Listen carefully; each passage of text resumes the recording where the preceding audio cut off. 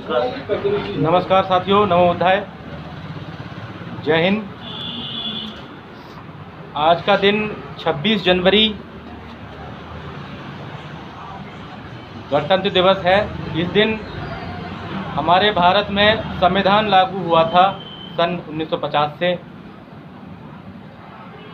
संविधान लागू होने के बाद हम लोगों को संविधान के हिसाब से बराबरी का अधिकार मिला।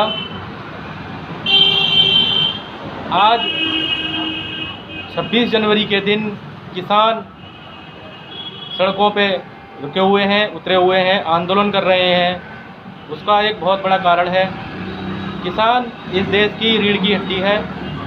अगर किसान गुलाम बन गया तो ये देश गुलाम बन जाएगा, क्योंकि हमारा किसान इस देश का अन्नदाता है।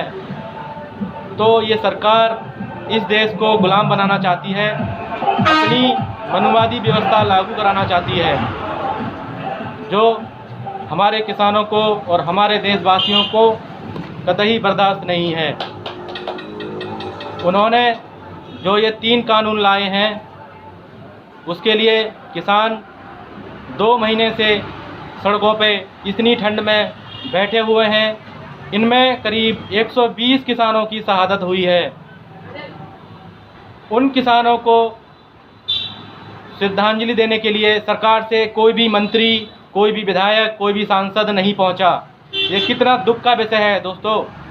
आज समय ये आ गया है कि देश का किसान और देश का जवान आमने सामने आ गया है। तो ये क्या स्थिति है देश में, आप समझ सकते होंगे। इस सरकार ने हमारे देश के किसान को और देश के जवान को, जो किसान से ही निकलता है, आमने सामने आ गए हैं वो आज देश की सुरक्षा के लिए। तो इस बात को समझना होगा हमें। अगर देश में ये तीनों कानून लागू होते हैं, अगर देश में तीनों कानून काले लागू होते हैं, तो देश हमारा फिर से गुलाम बन जाएगा अडानी अंबानी का। और उसके बाद फिर ये अपनी मनमानी करेंगे, अपनी मर्जी से फिर स्टॉक कर लिया करेंगे और अपनी मर्जी से फिर फसलों के दाम तय करेंगे। जब किसान की फसल हुआ करेगी तो ये उसे मंडी में ले लिया करेंगे, क्योंकि किसान को ज़रूरत रहती है, फसल होते ही पैसे की ज़रूरत होती है, क्योंकि उन्हें आगे आने वाली फसल बोनी होती है। तो किसान अपना उस फसल को नहीं रोक सकता।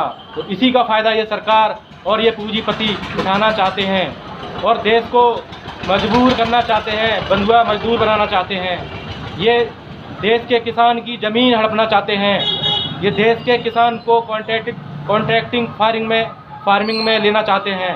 कॉन्ट्रैक्टिंग फार्मिंग से क्या होगा दोस्तों, बड़े बड़े कंपनी, पूंजीपति लोग किसानों की खेती एग्रीमेंट के तहत अपने कब्जे में ले लेंगे और बैंकों से लोन ले लेंगे और उसे भरेंगे नहीं, फिर और भाग जाएंगे। फिर वो ऐसा हो चुका है हमारे देश में, सभी किसान सड़कों पे उतरे हैं।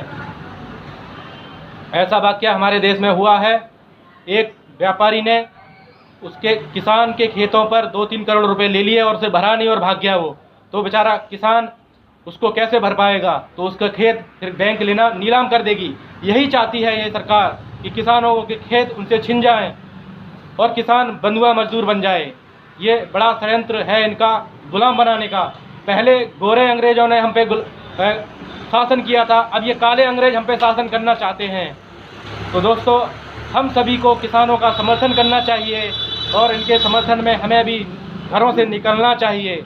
कभी ऐसा ना हो हम घरों में बैठे रह जाएं और घर में बैठे बैठे गुलाम बन जाएं, फिर बाद में पछताएं हम लोग। तो ये पीड़ा हमारे देशवासियों में सभी में है। कुछ लोग व्यापारी हैं, कुछ लोग नौकरी पेशा वाले हैं, वो लोग अपने घर से बैठकर किसानों को पूरा तहे दिल से समर्थन कर रहे हैं। तो हम सभी देशवासी किसानों के साथ हैं। जब तक उन्हें न्याय नहीं मिलेगा, जब तक ये काले कानून वापस नहीं होंगे, तब तक हम किसानों के साथ हैं और ये काले कानून वापस लेके ही रहेंगे। बहुत बहुत धन्यवाद। जय हिंद, जय भारत, जय मूल्यवासी। मैं प्रदीप साक्य, मंडल अध्यक्ष मेरठ व पूर्व विधानसभा प्रत्याशी व पूर्व जिला अध्यक्ष मेरठ।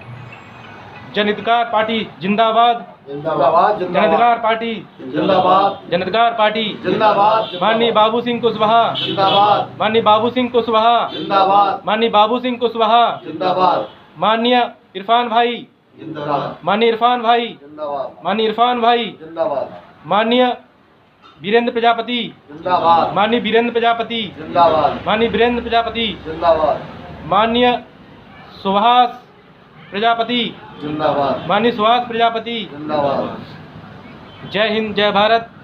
मैं अपनी बात को यहीं विराम देता हूँ। वंदे मातरम।